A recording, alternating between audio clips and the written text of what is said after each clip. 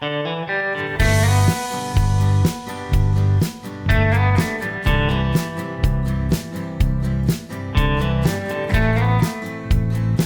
friends, welcome to Madras Samayal. இன்னைக்கு நம்ம மெட்ராஸ் சமையல்ல சூப்பர் ஈஸியான ஸ்வீட் கார்ன் பக்கோடா எப்படி பண்றதுன்னு பார்க்கலாம். இது வந்து பண்றதுக்கு மேக்ஸिमम ஒரு 5 ல இருந்து 10 நிமிஷம் போதும். அவ்ளோ ஈஸியா சூப்பரா நம்ம செஞ்சு முடிச்சிடலாம். சாயங்கால நேரத்துல டீ காபி கூட அட்டகாசமா இருக்கும். இப்போ இது பண்றதுக்கு நான் இன்னைக்கு வந்து 2 ஸ்வீட் கார்ன் எடுத்துர்க்கேன். இத வந்து நம்ம இப்போ அந்த சின்ன அந்த கார்ன் எல்லாம் நம்ம தனியா பிரிக்க போறோம். அதுக்கு வந்து ஒரு கத்தி வச்சு நம்ம இந்த மாதிரி கட் பண்ணும்போது ஈஸியா வந்துரும். அப்படி இல்லனா நம்ம வந்து frozen corn கிடைக்கும்ல அதுவும் வந்து அந்த ஈரப்பதம் இல்லாம நம்ம யூஸ் பண்ணிக்கலாம்.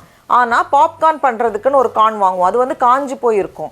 அத வந்து நம்ம யூஸ் பண்ண கூடாது. ஏனா அது எண்ணெயில போட்டு பொரிக்கும்போது அது வெடிக்கும். அதனால இந்த மாதிரி சாஃப்ட்டா இருக்கும்ல ஸ்வீட் கார்ன் இல்ல வந்து அந்த வேக வைக்காம சும்மா சாதாரண கார்ன் இருக்கும்ல அது எடுத்துக்கோங்க. இப்போ இத வந்து நம்ம ஒரு பவுல்ல மாத்திடலாம். நான் இன்னைக்கு வந்து 2 எடுத்துர்க்கேன். கொஞ்சம் சின்ன சைஸ்ங்கறனால நான் அளந்து பார்க்கறப்போ 1 கப்பை விட கொஞ்சம் அதிகமா இருந்துச்சு. கொஞ்சம் அழுத்தி நம்ம mix பண்ணும்போது ஏதாச்சும் உடையாம இருந்துச்சுனா அது உடைஞ்சு வந்துரும். இப்போ இது கூட பாதி வெங்காயம் அதை வந்து சின்னதா கட் பண்ணி வச்சிருக்கேன். கூடவே 2 பல் பூண்டு அதையும் வந்து நல்ல சின்னதா கட் பண்ணி வச்சிருக்கேன். அப்புறமா கொஞ்சம் நறுக்குன மல்லி இலை, ஒரு பச்சை மிளகாய் அதையும் சின்னதா கட் பண்ணி வச்சிருக்கேன். 1 டீஸ்பூன் மிளகாய் தூள் இல்ல நம்மளோட காரத்துக்கு ஏற்ப நம்ம சேர்த்துக்கலாம். கடைசியா தேவையான அளவு உப்பு எல்லாத்தையும் சேர்த்துட்டு நல்லா கலந்துக்கோங்க. இப்போ இது கூட 1 டேபிள்ஸ்பூன் அளவுக்கு அரிசி மாவு சேர்த்துக்கோங்க. அதுக்கு அப்புறமா கொஞ்சமா கடலை மாவு சேர்த்து நம்ம கலந்து வைக்க போறோம். நமக்கு வந்து கிட்டத்தட்ட 1/2 கப் கடலை மாவு தேவைப்படும்.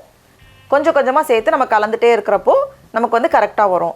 ஒருவேளை கொஞ்சம் அதிகமா தண்ணி இருந்துச்சுனா இன்னும் கொஞ்சம் கூட கடலை மாவு தேவைப்படும். இந்த மாதிரி நல்லா கலந்து ரெடியா வச்சிருக்கேன். இப்போ வந்து நம்ம எண்ணெயில போட்டு பொரிச்சிடலாம். எண்ணெய் வந்து மீடியமை விட கொஞ்சம் அதிகமா வச்சிருக்கேன். ரொம்ப ஹை ஹீட்ல இல்ல, ஆனா மீடியமை விட கொஞ்சம் அதிகமா வச்சிருக்கேன். அப்படியே நம்ம வந்து இதில இருந்து எடுத்துட்டு அப்படியே கை வச்சு நம்ம உதிர்த்து விட்டுட்டாலே போதும்.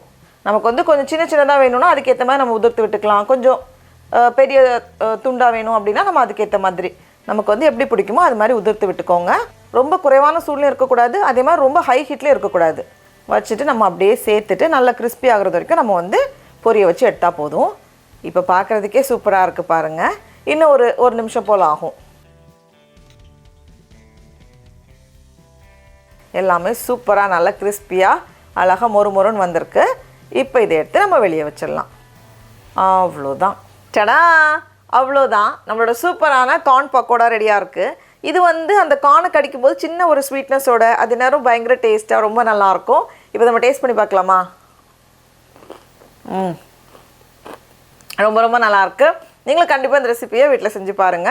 உங்களுக்கு இந்த வீடியோ பிடிச்சிருந்துச்சுனா மெட்ராஸ் சமையலுக்கு Subscribe பண்ணுங்க. நாவின் சுவையரும்புகள் மலரட்டும்.